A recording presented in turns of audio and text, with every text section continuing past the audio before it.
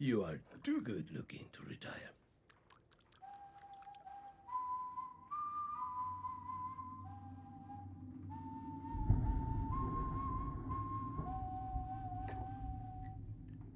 Well, if it isn't Puss in Boots himself. In the flesh. Hey. There's the famous hat, the feather, and of course, the boots. My compliments to your cobbler. Thanks. Good to meet you, too. Hey, I never do this, but can I get your autograph? Been following you for a long time. Sign right there. Puss in Boots laughs in the face of death. Bounty hunter. So I've heard. You will find your reward does not come easily. This I tell you.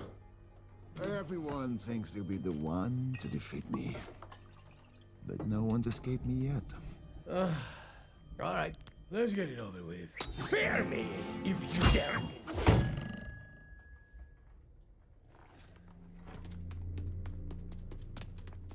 Okay, no more messing around. Slow, sloppy, sad.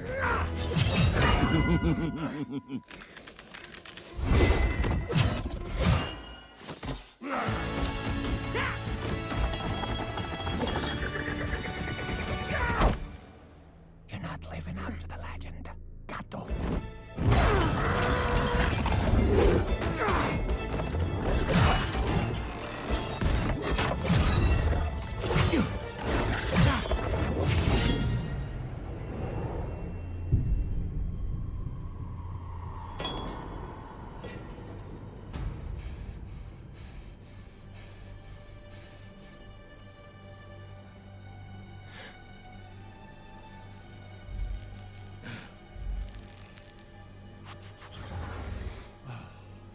I just love the smell of fear.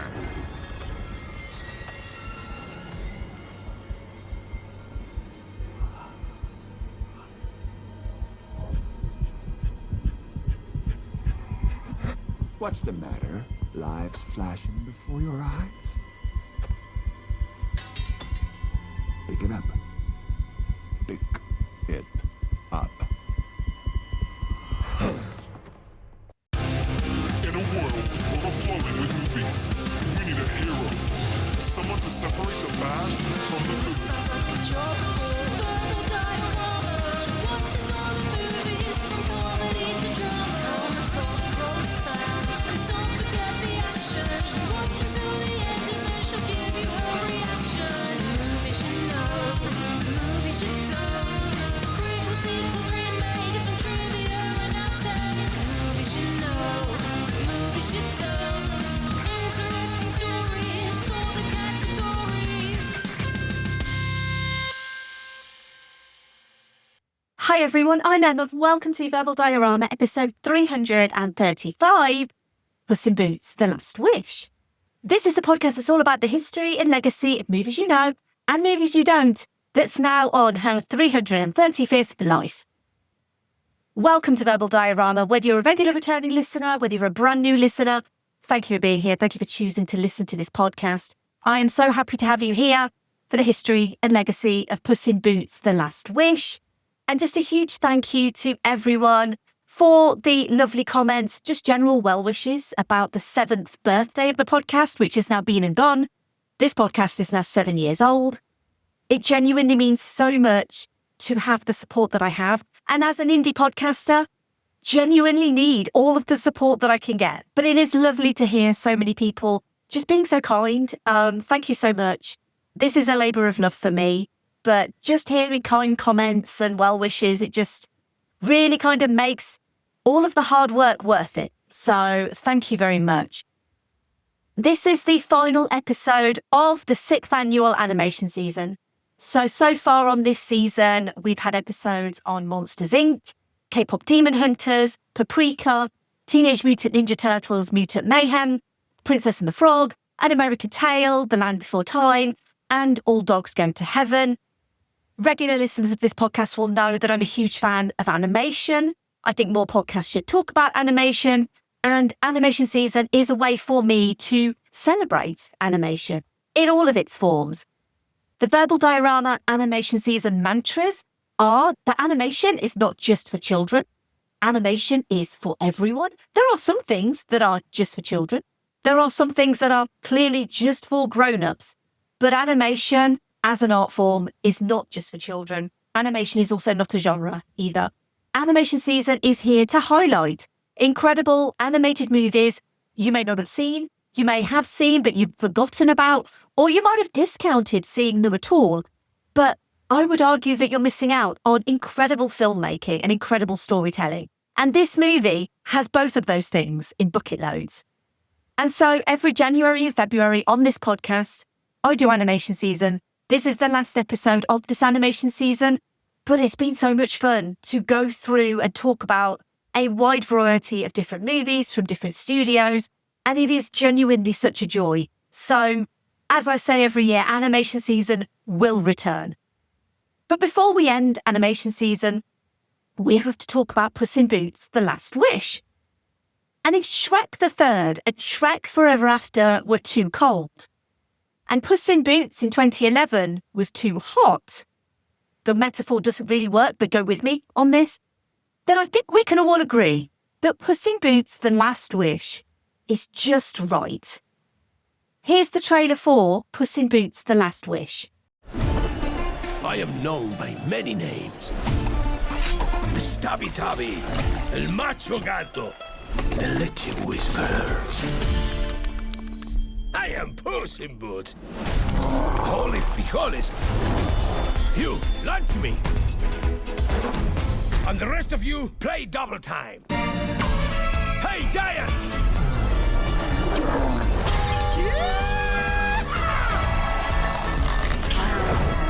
Hey, you wanna see something cool?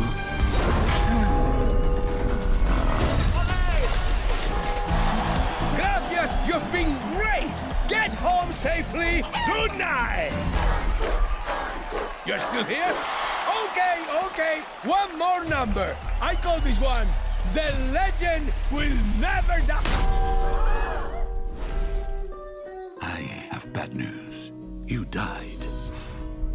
Doctor. Relax! I am Puss in Boots! I have 9 lives. And how many times have you died already? I am not really a math guy. Hola, señorita. Do you like gazpacho? Does this have shellfish in it? A cat always lands on his feet. Watch! Watch! Ha! Watch!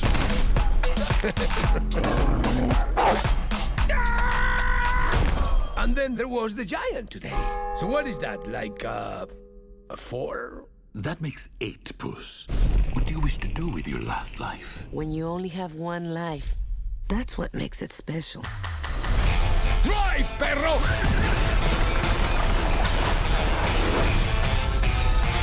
Fear me, if you dare. Goldilocks and the 3 Bears Crime Family. You're supposed to be dead. It never fails.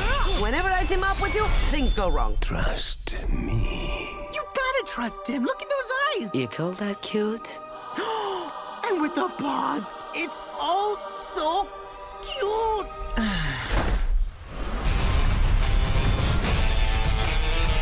Am I doing it? Stop. You're gonna give yourself a hernia.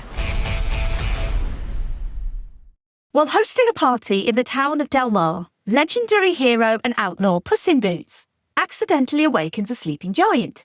He subdues the creature, but is crushed by a bell.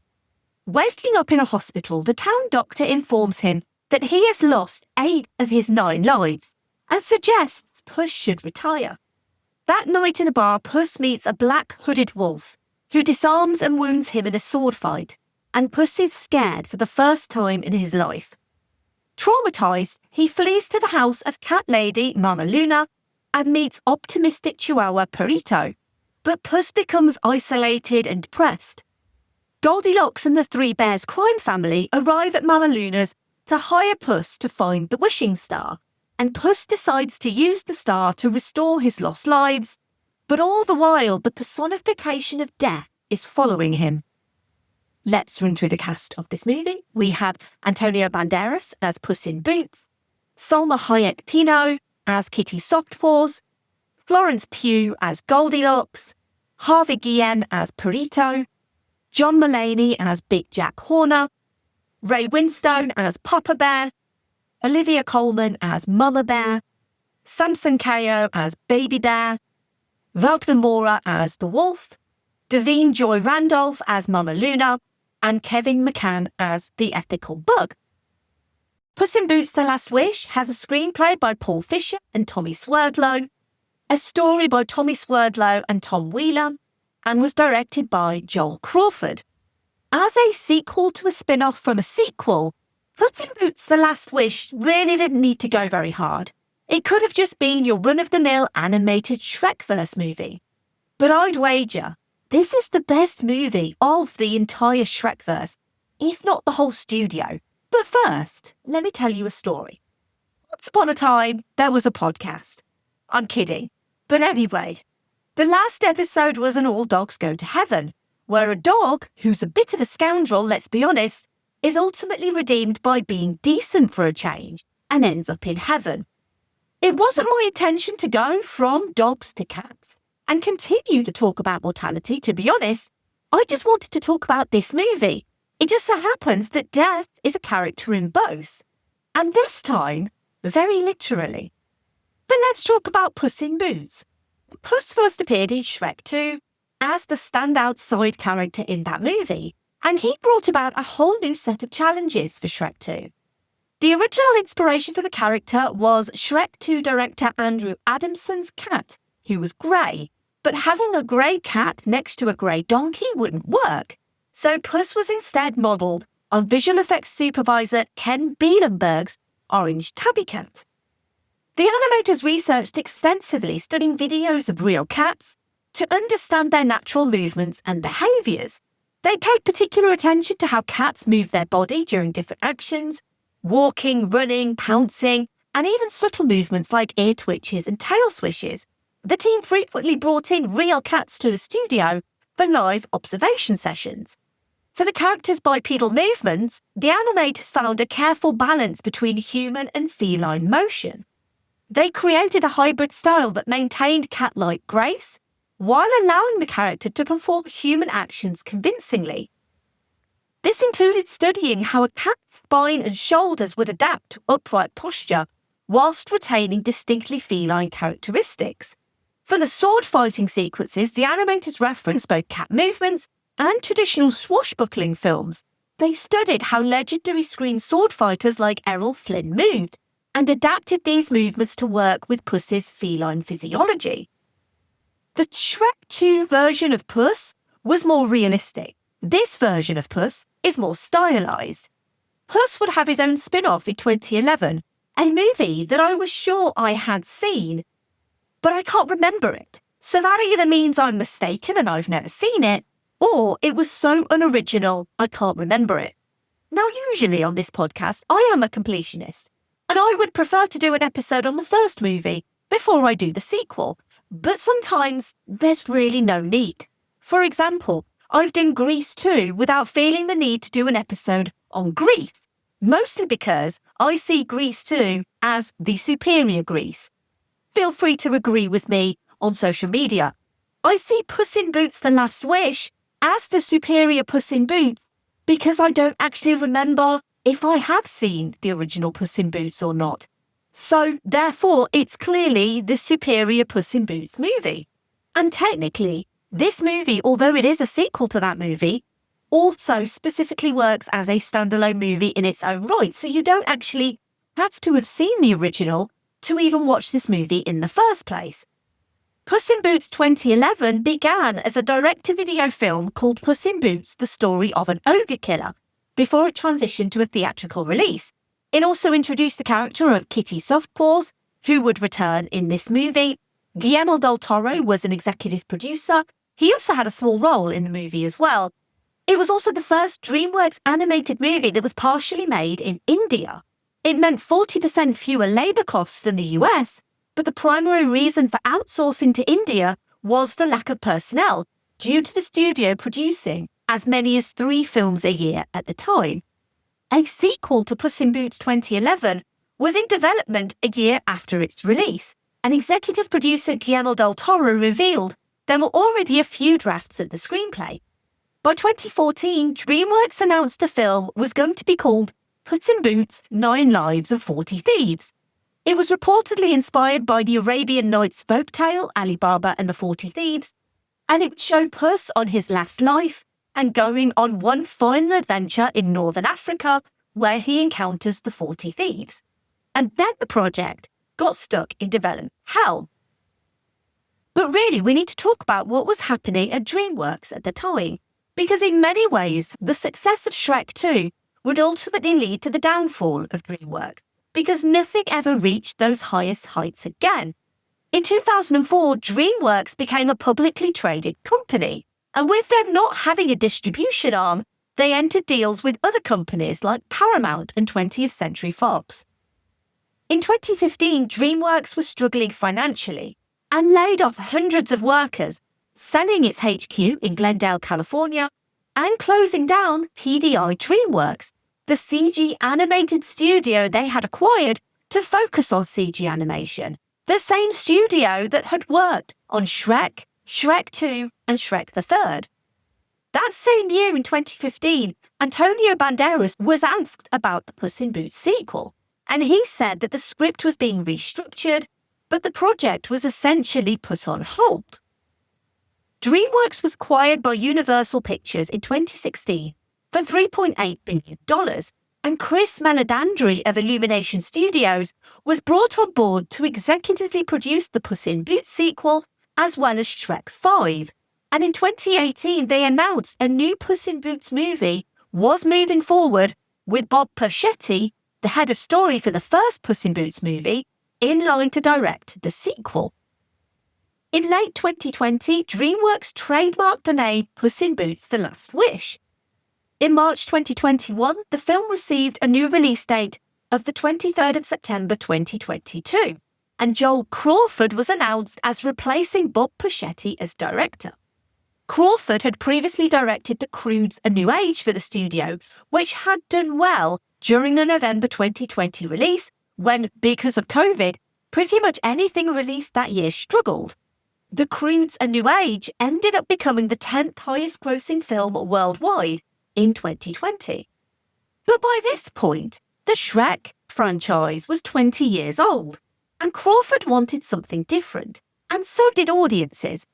Viewers will have grown up with Puss from seeing him in 2004. We knew the character as bold, brash, too big for his boots, a suave, smooth-talking tabby with catitude. This new Puss would be different. He would be all of the above, as well as more. The legendary, famous, fearless hero, a rock star in his own world.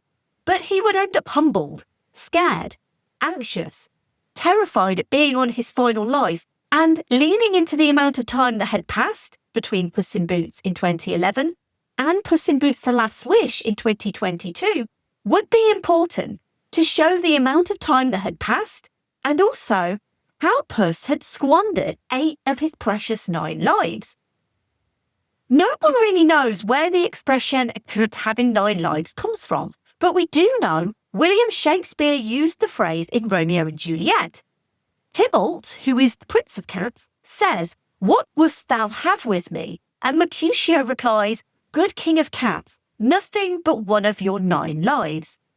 There's also an English proverb that states, "A cat has 9 lives. For 3 he plays, for 3 he strays, and for the last 3 he stays." Cats don't always have 9 lives either. In Spanish-speaking cultures, they're said to have 7.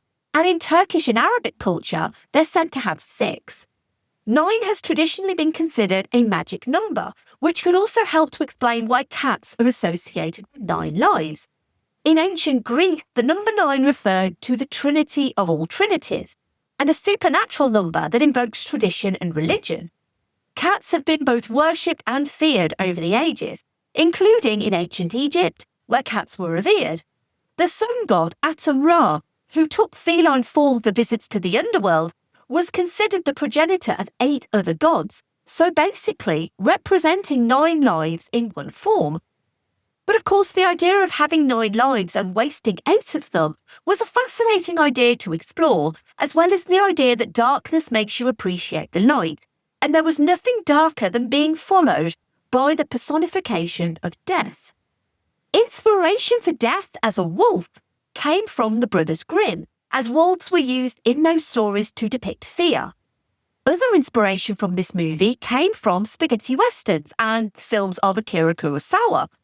Heidi Jo Gilbert, head of story, cites The Good, the Bad and the Ugly and Once Upon a Time in the West as major influences, especially in moments where Puss faces the wolf and his own fears of death. Even the wolf's whistle was like the traditional Western harmonica sound that you hear in those films. The sort of whistle that makes Puss freeze on the spot, instinctively know where the wolf is, and his demeanour changes from confidence to pure fear.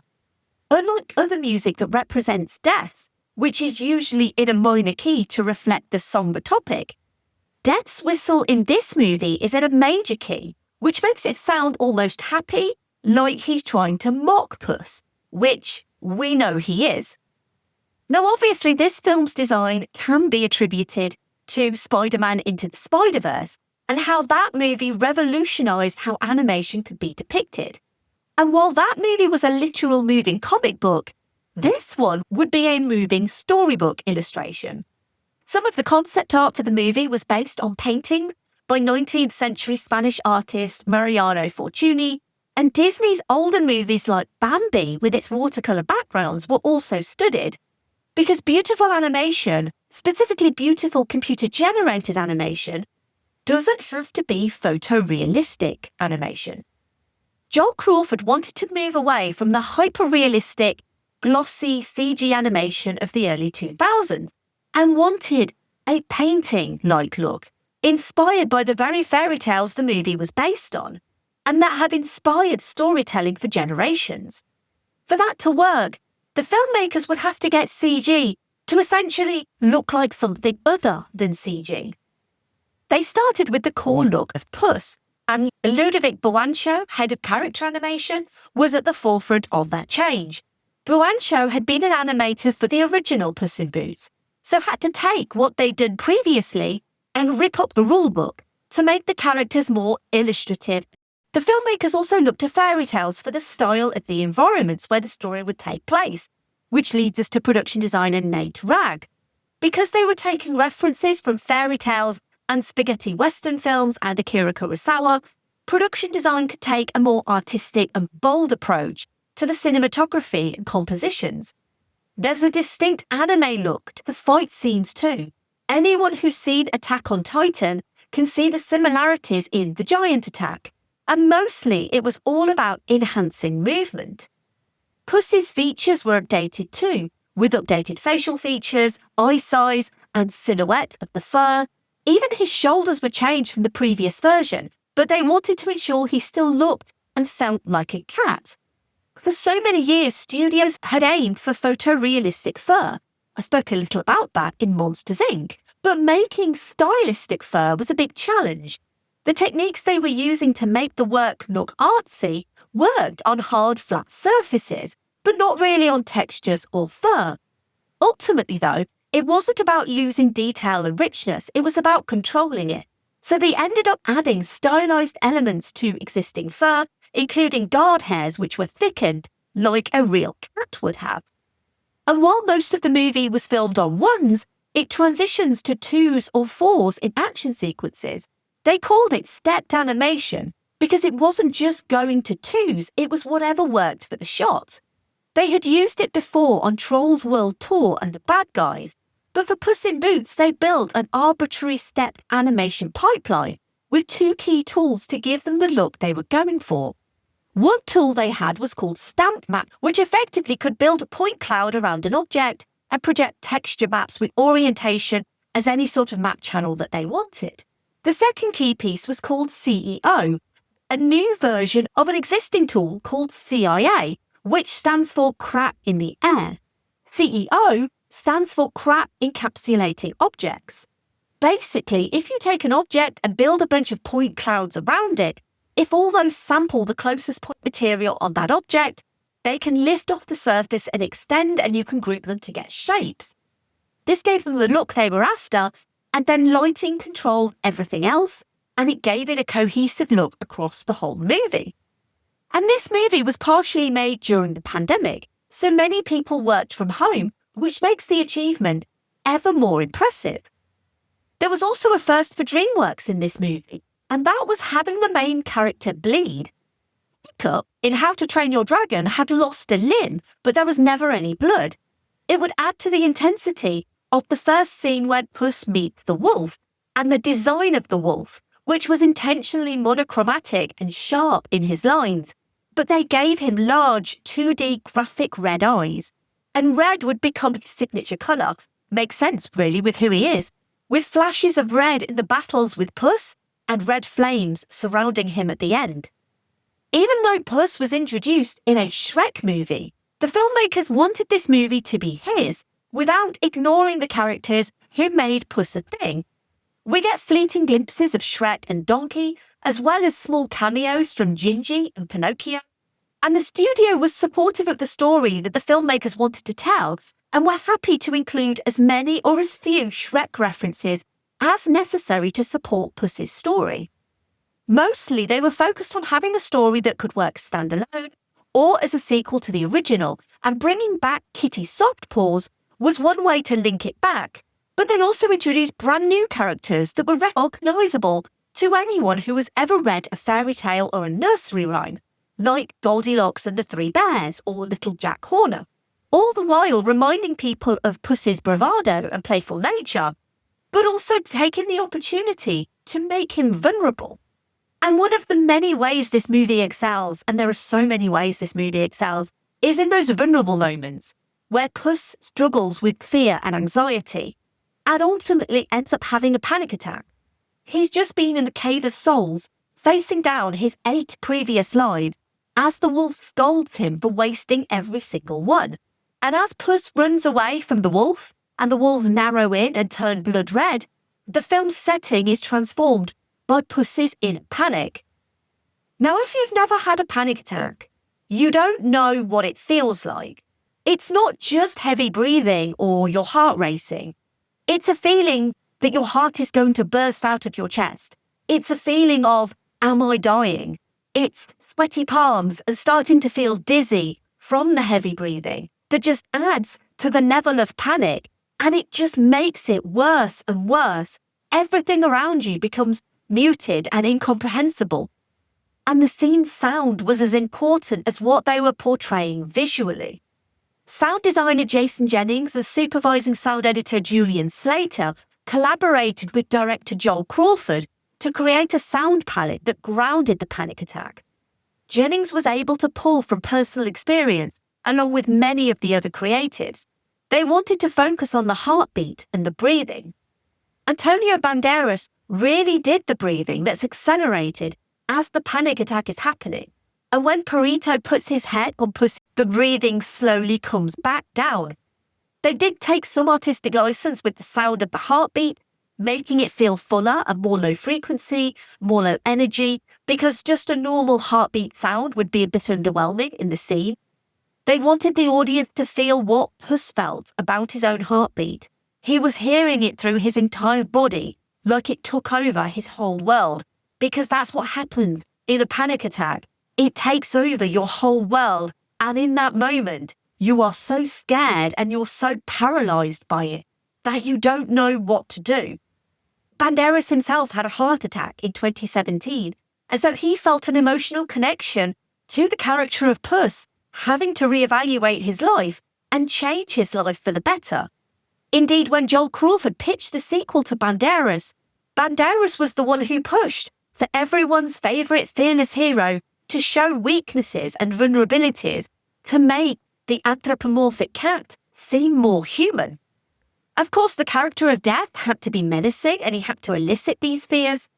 Unlike any other Shrek antagonist, Death has no comedic trait. he is portrayed completely straight, with a bit of snark, which makes him a legitimate threat and brings a darkness to this movie that we haven't really seen in a Shrek-verse movie before. But the filmmakers also wanted to bring in light and hope, and one of producer Mark Swift's favourite new characters was Perito, the sweet little wannabe therapy dog who is the total opposite of every other character in the movie. Everyone else is trying to win a prize, whether it's the wishing star or Puss's final life, and then there's this little unwanted dog who has led a very sad, very unfortunate life. He has every reason to be cynical, but he is the one character who looks at what he has and is grateful. He may be naive and innocent, but his innocence gives him a level of wisdom without cynicism. Perito doesn't try to change anyone. He accepts everyone for who they are, and he believes in everyone. And sometimes we should all be a little bit more Perito. Casting-wise, Antonio Banderas would obviously return, as well as Salma Hayek-Pinault as Kitty Softpaws. Joining them would be Harvey Guillen as Perito, who's probably most well known for What We Do in the Shadows, the TV series. And just on a note, this is a phenomenal cast. Ray Winstone as Papa Bear, Samson Kayo as Baby Bear, John Mulaney as Big Jack Horner, and the legendary British mite of Florence Pugh as Goldilocks, and Olivia Colman as Mama Bear, and not only that, but Narco's very own Pablo Escobar himself, Wagner Moura, as the Wolf, aka Death. And now, a word from our sponsors, which is you, if you'd like to be. Thank you for listening to this podcast. It's completely independent, made by me, and relies on listener support. If you're enjoying this episode and the work I do, and if you want to support an indie podcaster, if you have some spare change, you can financially contribute to the upkeep of this podcast. You're under no obligation. This podcast is free and always will be. But there are a couple of ways you can help if you wish to and if you have the means to. You can make a one-off donation at verbaldiorama.com/tips, or you can subscribe to the Patreon to support the show monthly at verbaldiorama.com/Patreon. All money made goes back into this podcast by paying for software subscriptions, website hosting, and new equipment. Huge thank you for your continued support. Now back to the movie. Speaking of death, this is a good moment to segue into the obligatory Keanu reference of this episode. And if you're new here and you don't know what this is where I try and link every movie that I feature with Keanu Reeves for no reason other than he is genuinely the best of men. And Keanu Reeves has also, like Puss in Boots, faced death. Not played by Wagner Moura, but death played by William Sadler in Bill and Ted's Bogus Journey. And that is the easiest way I can link Puss in Boots: The Last Wish to Keanu Reeves. Hector Piera was announced as the film's composer, replacing Henry Jackman, who'd composed the music for Puss in Boots 2011. Pereira was recommended by the film's executive producer and Illumination CEO Chris Meledandri, whom Pereira had worked with on other movies, most notably the Despicable Me and Minions films. The soundtrack for the movie featured 5 original songs. Karol G performed the track La Vida es Una. Pereira co-wrote the track Fearless Hero, which is performed by Antonio Banderas and co-written by Dan Navarro and Paul Fisher. The soundtrack also featured a cover of The Doors' This Is the End, performed by Dan Navarro. The first 27 minutes of Puss in Boots: The Last Wish was screened before a packed auditorium at the Annecy International Animation Film Festival in 2022 to energetic reactions from the crowd.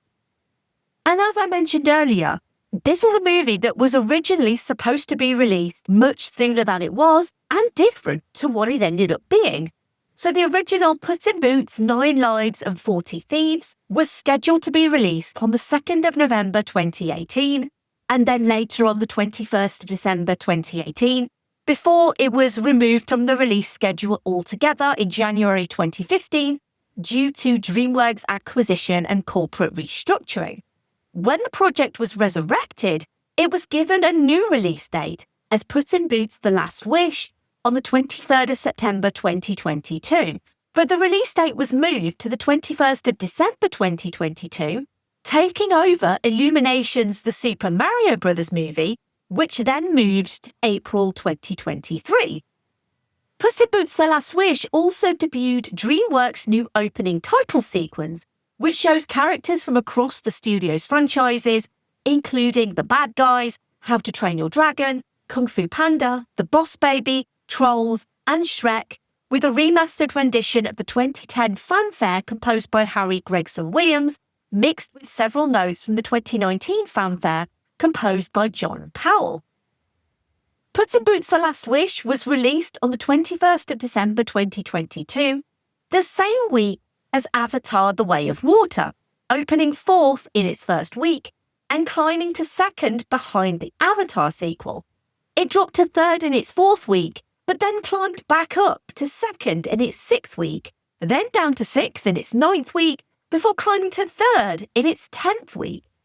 This particular Puss in Boots seemed to have multiple lives at the box office, because overall it stayed in the top 10 for 14 weeks and seemed to do well with word of mouth and became a sleeper hit. On its modest $90 to $110 million budget, Puss in Boots: The Last Wish grossed $186.1 million domestically and $294.4 million internationally, for a total worldwide gross of $480.5 million. Puss in Boots didn't shy away from Avatar, it benefited from it, because there were no other family animated movies over that holiday period, and so a fairly slow start soon started delivering. Puss in Boots: The Last Wish did the thing that movies aren't supposed to do. It opened modestly, then grew and built an audience over a number of months, before then transitioning to streaming and doing well there too, grossing $7.6 million in streaming rental revenue. It was also released on DVD, Blu-ray and Ultra HD Blu-ray.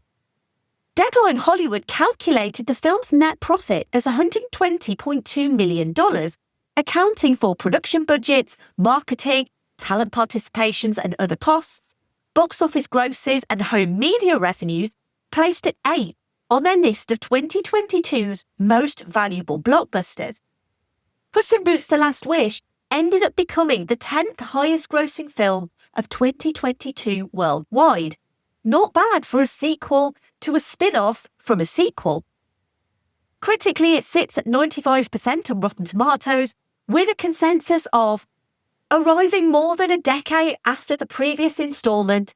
This smart, sweet and funny Puss in Boots: The Last Wish proves some franchises only get better with age.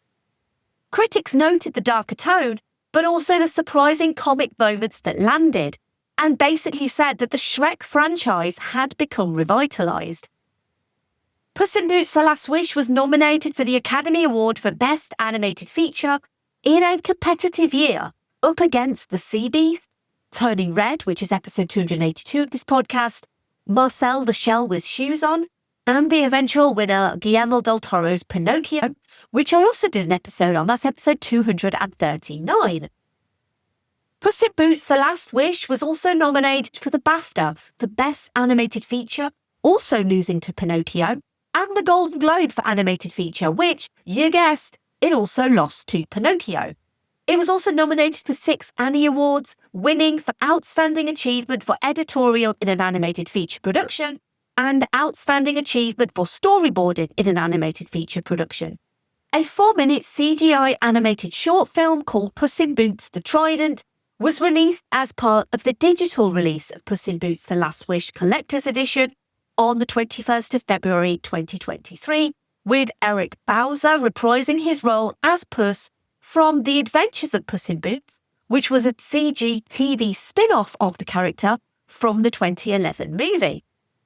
And at the end of this movie, Puss, Kitty and Perito are on their way to visit Puss's old friends in Far, Far Away. And with a new Shrek movie due next year in 2027, chances are we will see Puss again very soon. We don't often hear the line, "Death comes for us all," uttered in animation aimed at a family market, nor do we see a wolf reimagined as the Grim Reaper, dressed in a dark cloak with a pair of scythes. But then Puss in Boots The Last Wish isn't Shrek, and it isn't Puss in Boots 2011.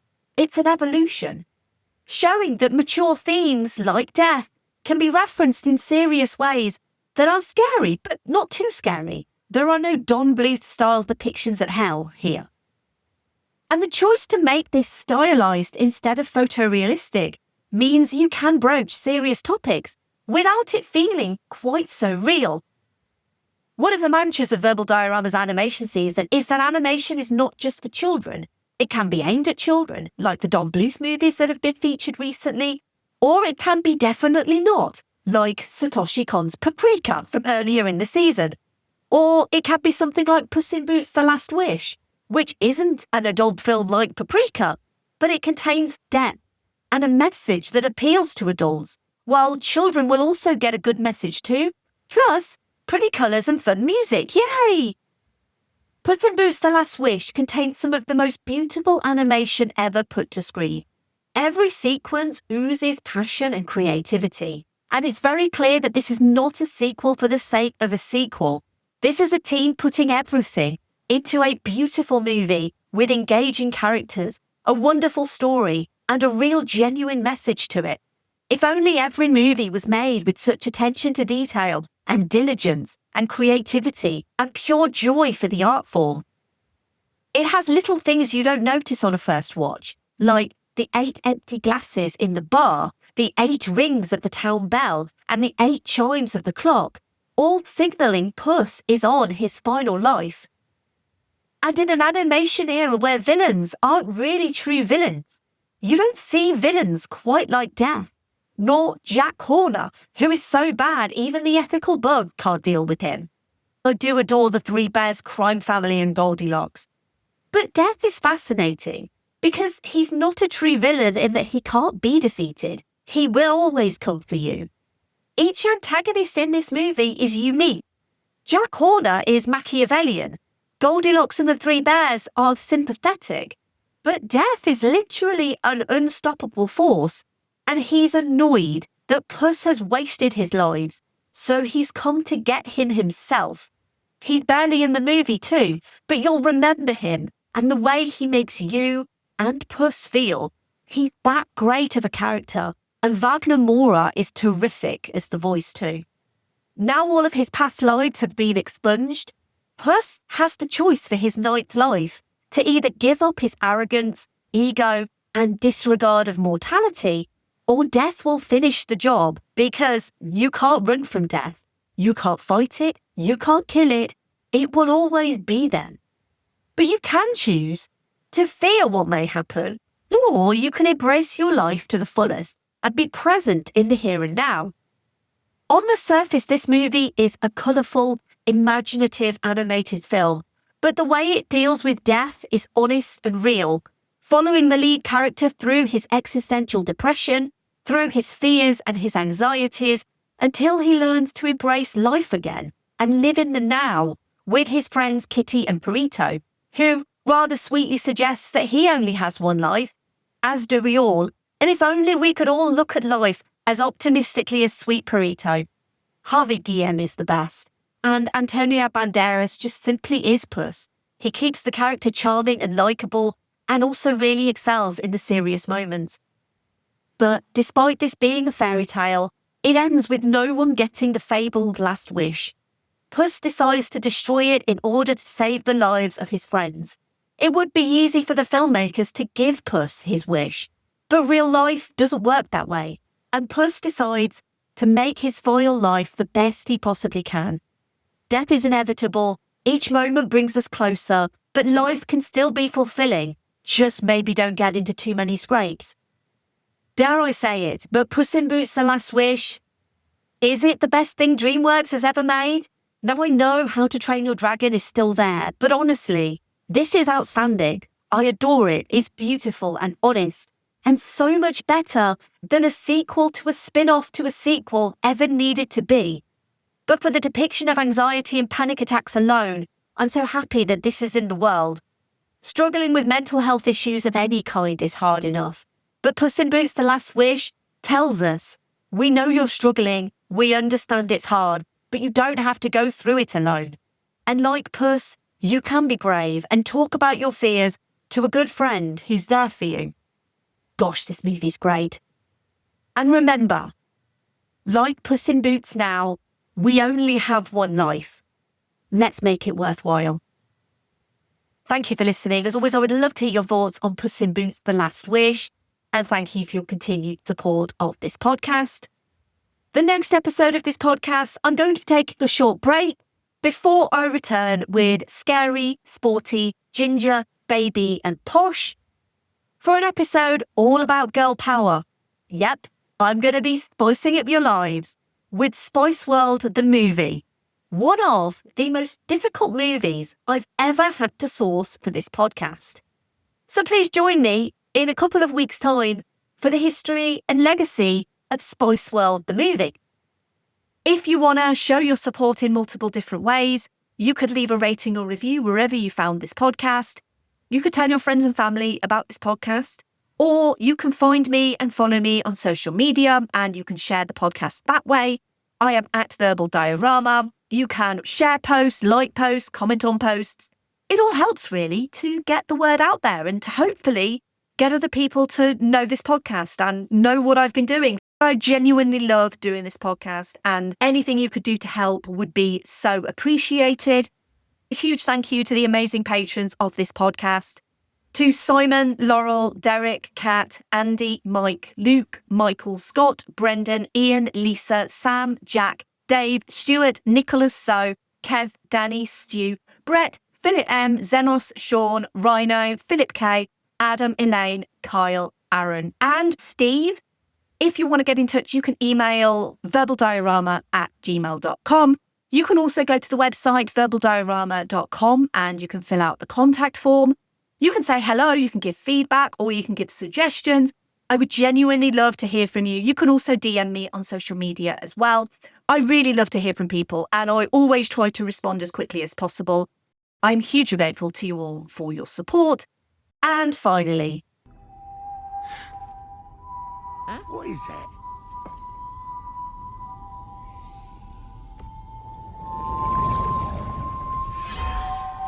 Who's that? He's here for me.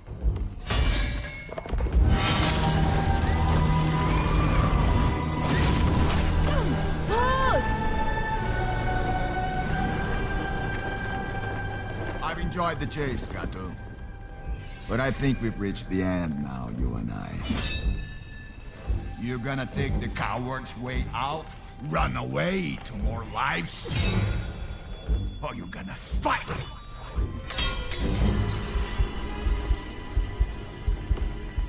Pick it up.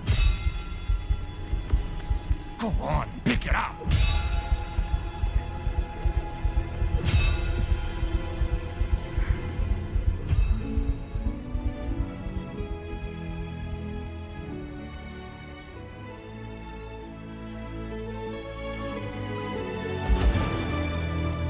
What's the matter?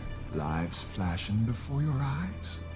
No, just one. I'm done running.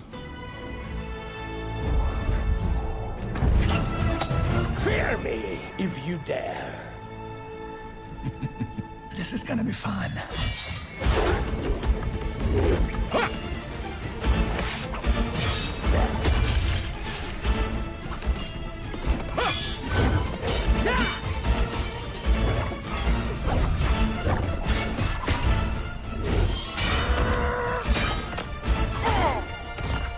Bien. Muy bien.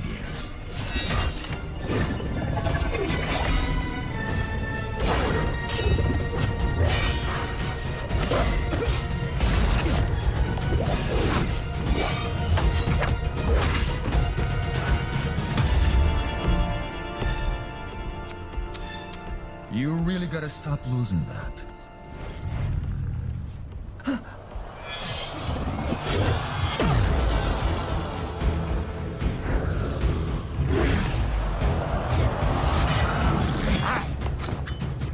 Say Say hello to my gatito blade.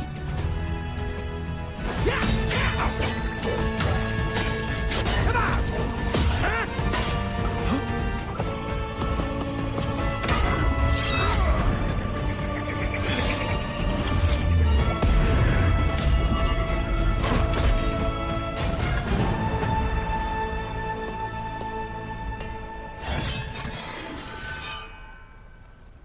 Pick it up. I know I can never defeat you, Lobo, but I will never stop fighting for this life.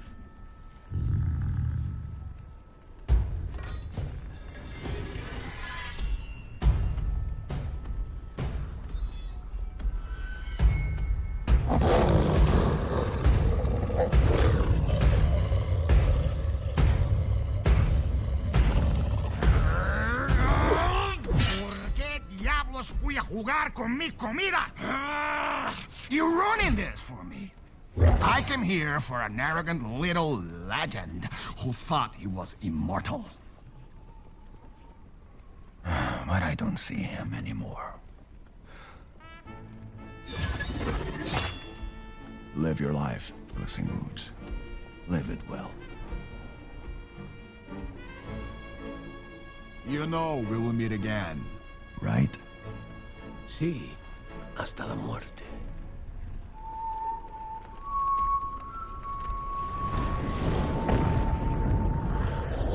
Bye.